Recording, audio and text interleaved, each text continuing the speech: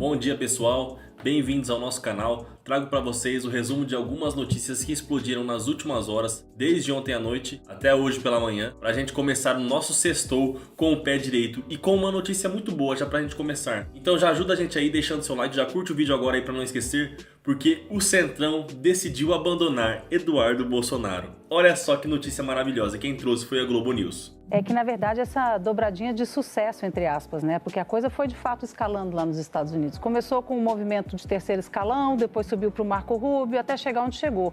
Só que a coisa agora ficou tão ruim para eles, o tiro no pé está tão grande internamente, que o que se fala lá no Congresso hoje é o seguinte, olha, enquanto Eduardo Bolsonaro estava ofendendo, provocando, criando confusão com o governo, muita gente deixou quieto. Quando estava criando confusão com o Supremo, com Alexandre de Moraes, ok, tudo bem. Agora, brigar com o próprio Congresso, ameaçar o Congresso, então a intenção... Ah, entendi. Então, o Eduardo Bolsonaro tentar sabotar o governo do presidente Lula, tudo bem. O Eduardo Bolsonaro atentar contra o Supremo Tribunal Federal e autoridades do Brasil, tudo bem.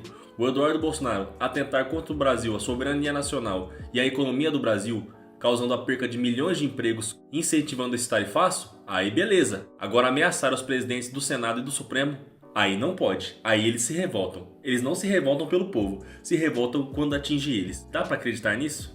O inicial era dar um fôlegozinho para ele, né? A gente sabe que tem todo um movimento para tentar tirar o mandato de Eduardo Bolsonaro e tal. A intenção era essa. Agora eles estão dizendo, não vamos fazer movimento para salvá-lo, porque ele está atingindo o próprio Congresso. E o que significa não? Vocês entenderam, né? O Congresso está abandonando Eduardo Bolsonaro, deixando ele perder o mandato e ser preso quando voltar ao Brasil. Não é por tudo que ele fez ao Brasil, ao povo brasileiro, à soberania nacional, mas sim pelo fato de Eduardo Bolsonaro estar mirando a artilharia dele agora para o Congresso Nacional. Não fazer um movimento para salvar, Maria? Deixa em banho-maria, porque ele vai perder por conta de faltas.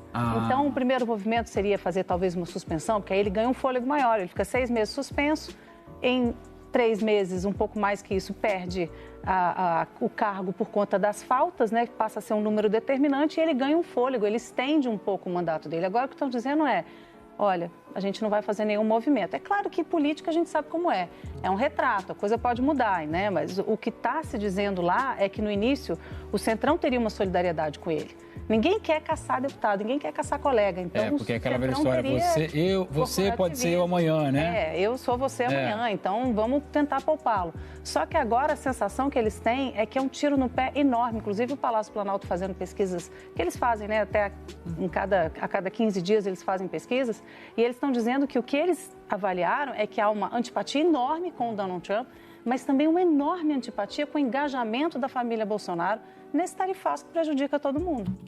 Então tá aí pessoal, o Centrão decidiu abandonar Eduardo Bolsonaro e por consequência o Congresso também abandona Eduardo Bolsonaro. E não tem jeito, ele vai perder o mandato, quando voltar ao Brasil acabará preso. O que é uma notícia muito boa, não deixa de ser uma notícia muito boa. Mas o que a gente tem que refletir é que eles só fizeram isso, só decidiram fazer isso, como vocês viram pela análise da Globo aqui, a partir do momento em que Eduardo e os bolsonaristas apontaram sua artilharia para o presidente da Câmara e para o presidente do Senado. Aí não pode. Hugo Mota e Alcolumbre, aí ele passou do ponto. Mas fica o questionamento, ele não tinha passado do ponto a partir do momento em que ele mirou os canhões para a soberania nacional, para o Supremo Tribunal Federal, para o governo do presidente Lula, para a economia brasileira? O que vocês acham? Vai comentando aqui abaixo. E o Nicolas Ferreira participou ontem de entrevista no Flow e decidiu quebrar o silêncio sobre os ataques que vem sofrendo de Eduardo Bolsonaro e dos bolsonaristas que têm chamado ele de covarde. Olha só o que ele disse.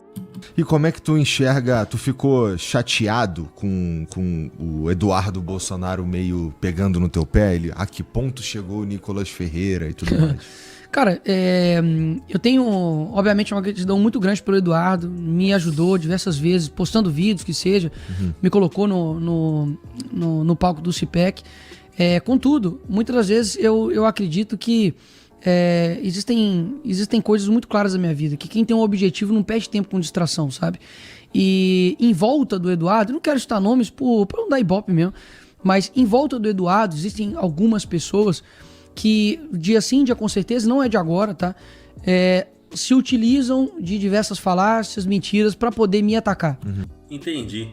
Então ele está dizendo que o Eduardo Bolsonaro é ingênuo e está sendo manipulado pelos outros bolsonaristas a atacar Nicolas Ferreira? E que o Eduardo Bolsonaro é um inocente que está sendo só usado? Mas, Nicolas, quem cala consente. Cara, pode falar nem sempre. O que eu faço? Até hoje eu não revidei nenhum tipo dessas acusações, porque eu não vou ficar revidando acusações mentirosas, porque senão eu vou ficar refém delas. E muitos deles ficam tentando colocar um rótulo de que não, o Nicolas é isso, o Nicolas é aquilo, quer tomar o lugar de fulano de tal, quer ser tal. Cara, vê as minhas ações. A Bíblia é bem clara de que a árvore se vê pelos frutos. Eu não acho que quem tem um propósito fica perdendo tempo comigo, cara. Tá aí, essa foi a resposta do Chupetinha.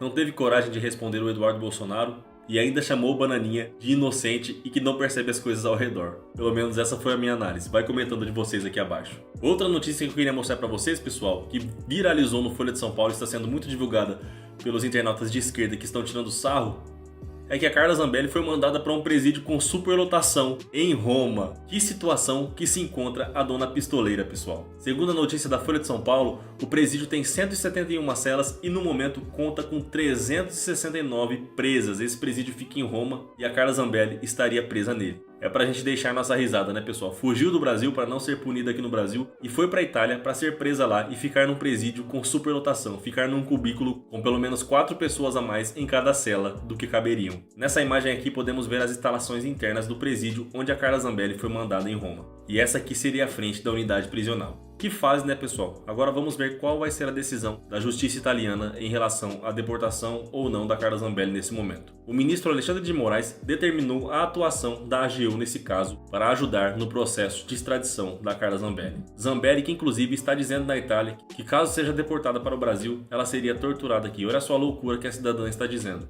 O ministro Alexandre de Moraes, inclusive, precisou firmar um compromisso com a justiça italiana de que Zambelli não sofrerá tortura se for extraditada para o Brasil. Outra notícia que explodiu no dia de ontem e muita gente não viu e eu queria trazer para vocês aqui, para vocês começarem o dia com o pé direito, é a aprovação do presidente Lula que disparou, chegando a 50,2% em meio a esses ataques de Donald Trump ao Brasil.